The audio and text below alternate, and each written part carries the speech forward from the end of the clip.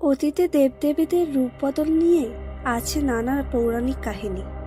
স্বয়ং কৃষ্ণ একবার কালীর রূপ ধারণ করেছিলেন। সেই কাহিনী আজ বর্ণনা করা হয়েছে এই ভিডিওটিতে। জটিলা ও কুটিলা ছিলেন রাধা রানীর স্বামী আয়ান ঘোষের মা ও বোন। তারা সর্বদা রাধার থেকে কৃষ্ণকে দূরে রাখার চেষ্টা করতেন। কখনো কৃষ্ণকে শাস্তি দিতেন, কখনো বা নানা খারাপ নামে ডাকতেন তাকে। একদিন আয়ান ঘোষ হাটে গেলেন গরু কিনতে। একটি সুন্দর গরু বাছাই করে বিকেলের মধ্যে তা কেনার জন্য কিছু মুদ্রা নিতে ঘরে ফিরে এলেন। ইতিমধ্যে তার অনুপস্থিতিতে কৃষ্ণ গুজব ছড়িয়েছিলেন যে তিনি রাধারানীকে দেখতে আয়ান ঘোষের ছদ্মবেশে আসতে চলেছেন। জটিলা ও কুটিলা এই কথা শুনে গ্রামের প্রবেশ পথে একটি লাঠি নিয়ে প্রস্তুত হয়ে রইলেন। তাই আয়ান ঘোষ আসার সঙ্গে সঙ্গে জটিলা ও কুটিলা তাকে ছদ্মবেশী কৃষ্ণ ভেবে বার করে দিতে উদ্যত হন। আয়ান ঘোষ যতই বোঝানোর চেষ্টা করেন যে তিনি গরু কেনার জন্য কিছু টাকা নিতে এসেছেন, তারা কোনো কথা শুনতে নারাজ। অগত্যা আয়ান ঘোষ পালিয়ে যেতে বাধ্য হন।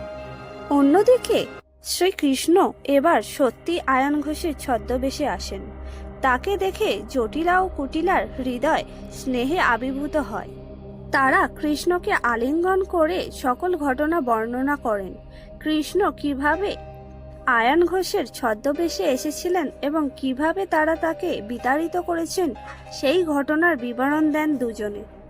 আয়ান ঘোষের ছদ্মবেশধারী কৃষ্ণ তাদের বলেন রাধা রানীর মঙ্গল দেবীর পুজো করা উচিত, তাই তার উপবাস করে রাতে মন্দিরে যাওয়া উচিত এবং সারা রাত পুজো করা উচিত।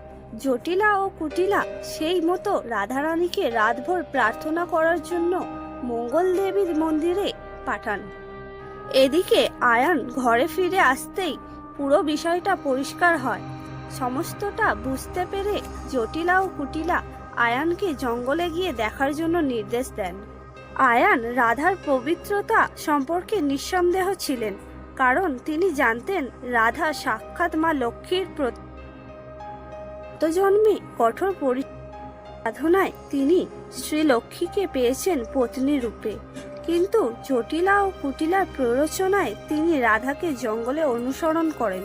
পিছনে পিছনে জটিলা ও কুটিলাও যান।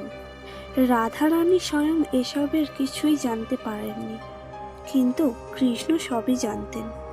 তিনি রাধাকে বলেন কিছু ফুল এনে তাকে নিবেদন করতে।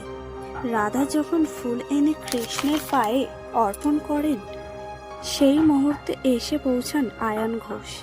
কিন্তু আয়ান ঘোষ দেখতে পান এক অনন্য দৃশ্য। তিনি কৃষ্ণকে দেখতে পাননি, বরং দেখেন রাধা সত্যিই দেবী আরাধনায় ব্যস্ত, আর তার সামনে দাঁড়িয়ে সাক্ষাৎ মহামায়া মা কালী, আর তার পায়ে ফুলের অর্ঘ্য অর্পণ করছেন স্ত্রী রাধিকা। আয়ান ঘোষ নিজে ছিলেন মা কালীর ভক্ত এবং চতুর্বর্গ প্রদানকারিণী সেই দেবীর ব্রহ্মারূপা সনত্র শোকনাশকারিণী ও মোক্ষদায়িনী দেবীর পূজায় সকল বিপদ দুঃখ দৈন্য দূরে চলে যায়। নতুন নতুন কাহিনী পেতে চ্যানেলটিকে সাবস্ক্রাইব করবেন।